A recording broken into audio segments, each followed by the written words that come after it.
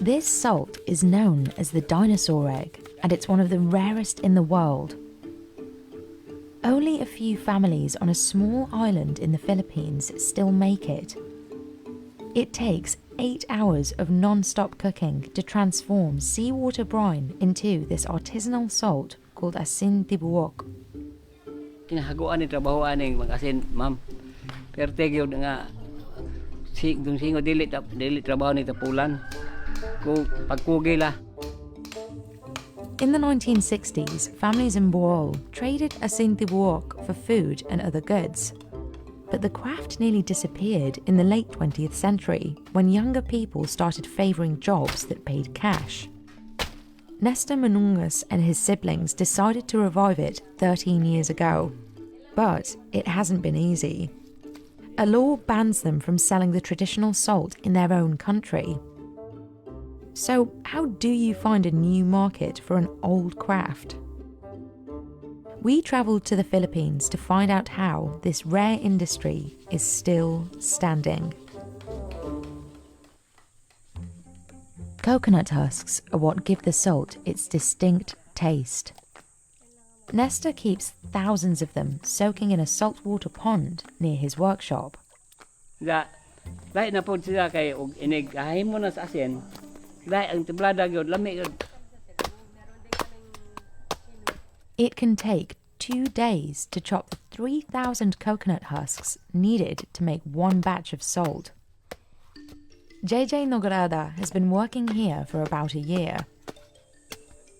Nestor and his wife adopted him when he was 4 years old after his mother died and his father became ill. Love ko na yung trabaho ko. Gusto ko lang yung trabaho ko kahit ginto, kahit mahirap. Pero enjoy ko naman kasi yung mga... The husks dry in the sun for a day.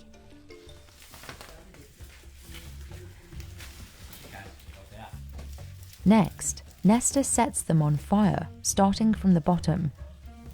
He learned salt making from his father and grandfather when he was 15 years old. But like many other young people, he left 3 years later to look for less laborious careers.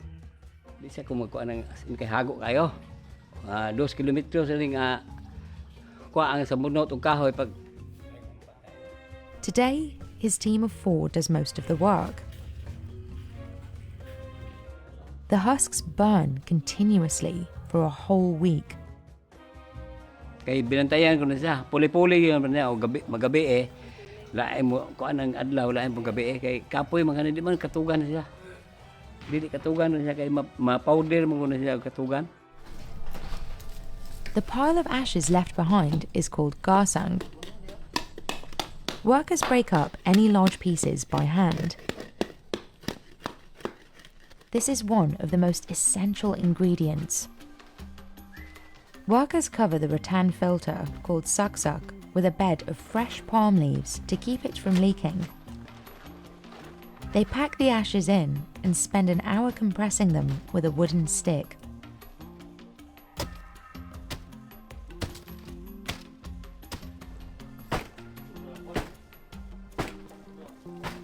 Then, about 1,300 gallons of seawater get pumped through the filter. What comes out on the other side is a salty brine called tasik. This step alone can take a day and a half. Para kayo niya. Mo na ni ready to kuan ni.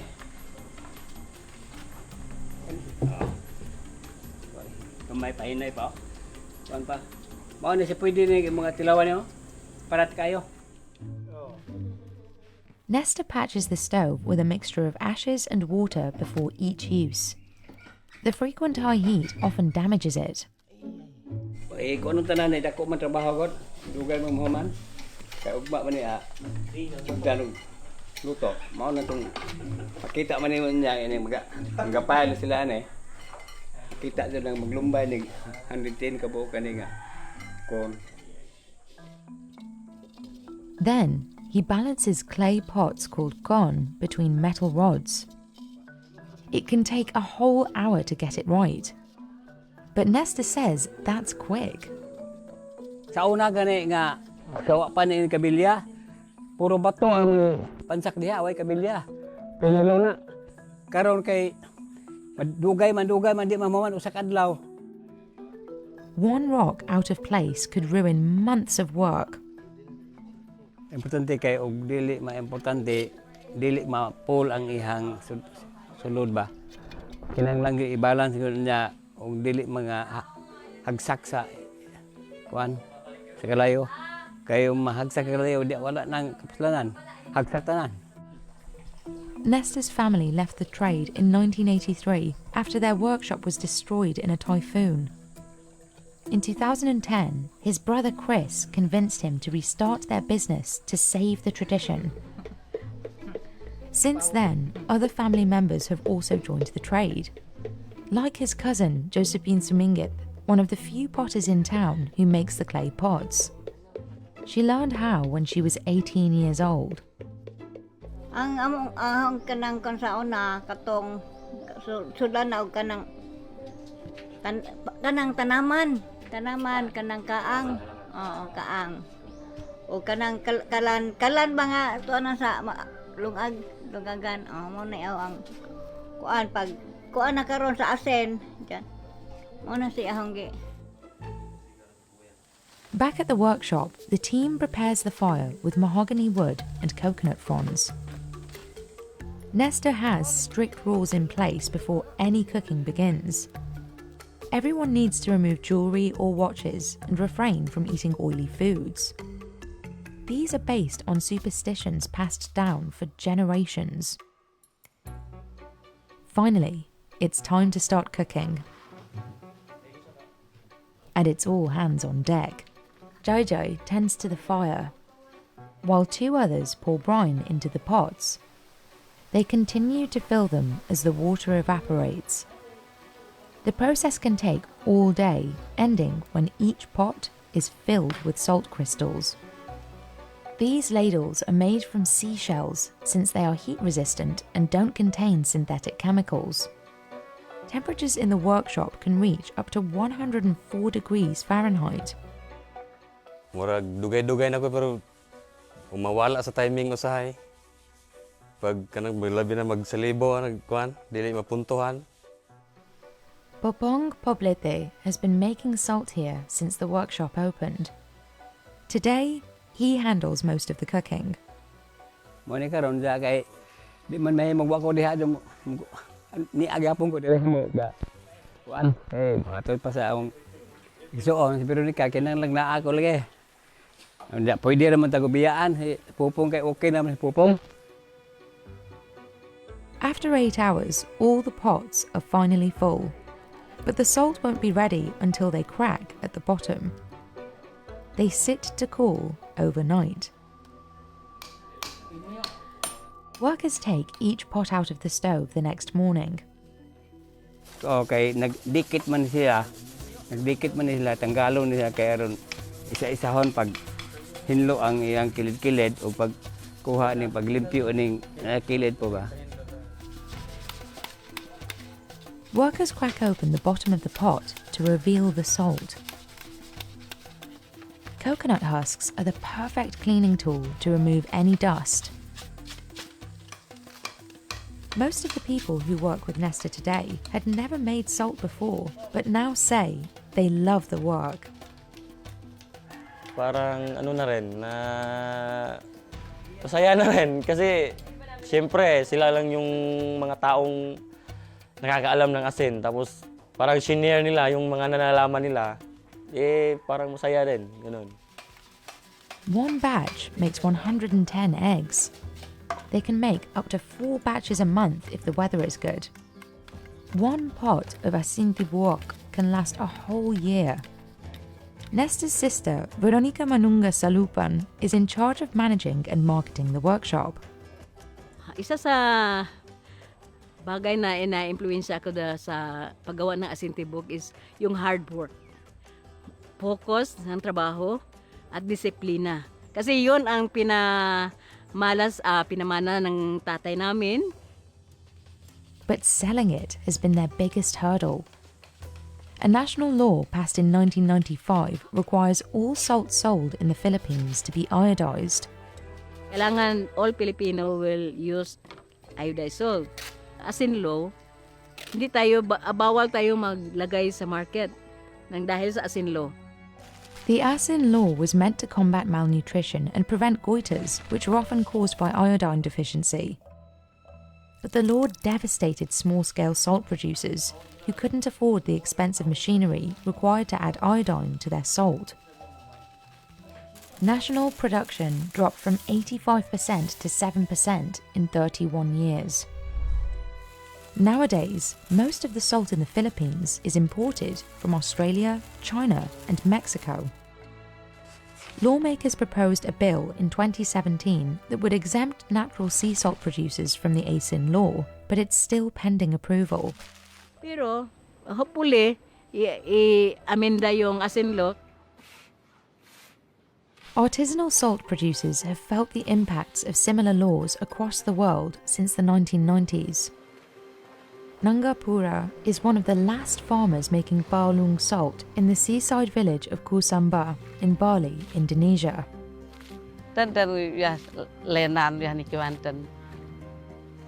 She spends her days carrying baskets full of seawater and pouring them on the volcanic sand to filter out the salt.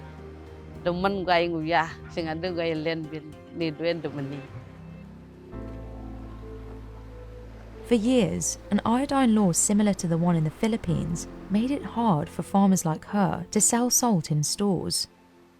Without regular buyers or frequent tourists, Nanga is often left with unsold stock. Salt farmers make so little that most have left the business for better paying jobs at nearby hotels and tourist spots. And even though Nanga has loved this work since she was 15, she doesn't want her children following the same path.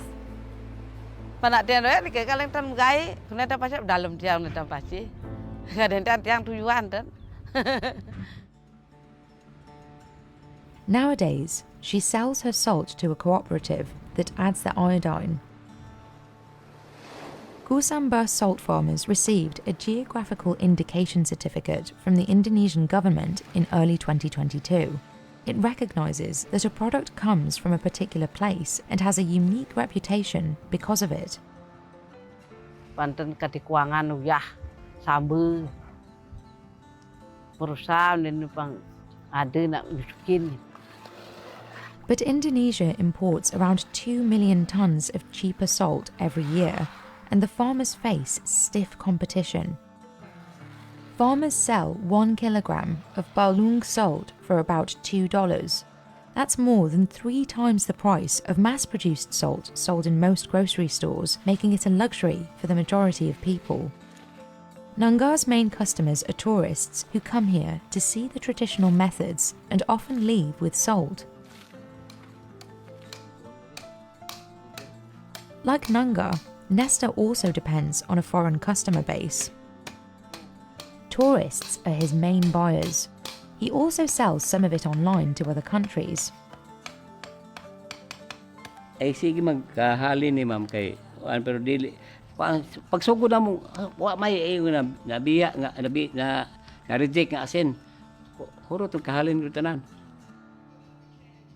Restaurants are also required to use iodized salt, but some have been taking a chance and adding asin tibuok to their menu. Chef Jordi Navarra has been buying it from Nesta since 2018. His award-winning restaurant, Doyo Eatery, in the country's capital, Manila, serves contemporary Filipino cuisine. We prioritize using local ingredients and serving up our own versions of Filipino dishes. The salt is the perfect finishing touch to the best-selling dessert, leche flan ice cream. The restaurant's pastry chef, Bettina Taniedo, showed us how to make it. Firstly, we start with melting sugar. We use raw turbinado sugar from Negros in a pan until it reaches a hard crack stage. They pour a mixture of egg yolk, sugar and milk on top and steam it for 1 hour. It's chilled and then churned into ice cream. I don't think the ice cream could be complete without the asin tibuok. I just think they're the perfect pair. I've had the chance to visit the Asintibuok Maker in Bohol together with Chef Jordy, and you get a better appreciation of what these people are doing, which is not just basically making salt, but preserving heritage, preserving culture. Nesta and Veronica say it's been difficult finding the next generation of Asintibuok producers. Even their children are hesitant to take over the business. Sana one day maisip ng anak ko na kailangan bigyan ko ito ng halaga. Kasi galing pa sa ninuno namin hanggang sa tatay namin. Weather here has become more unpredictable in recent years. Nesta and Veronica have to watch out for heavy rains and typhoons, which have been hitting the island even during the dry season. In 2021, Super Typhoon Odette ravaged the Philippines, with Bohol being one of the hardest hit areas. The storm destroyed their workshop and they couldn't complete orders for months. Katong naguba nga asina na mo dito nga tumbaging udet na was out man tanang dito pagabas. Ay, ang salamat sa Panginoon. Maraming mga customer na nakabili sa atin, nagpapadala ng 500, nagpadala ng 1,000 para sa itulong daw sa paggawa ulit. They spent 3 months rebuilding it, and in March 2022, they finally reopened. Despite the challenges, Nesta and Veronica are confident in the team they have now. Blessed naman kami, may dalawa kami mga young one, si JJ at saka si Kim. Tingnan, sila lang, walang namaman, wala ako dito, si Nong Isur, wala, sila lang. Pero alam nyo, ginawa nila yung anong dapat nilang gawin. Other salt makers in Bohol have also started up again. Nesta and Veronica know how difficult the work is, but they believe the legacy of Asintibuok is worth it. And they're proud to be carrying on the tradition in their ancestors' honor. Sa ngayon, ang saya, ang taba ng puso ko. Dahil, naging emosyonal.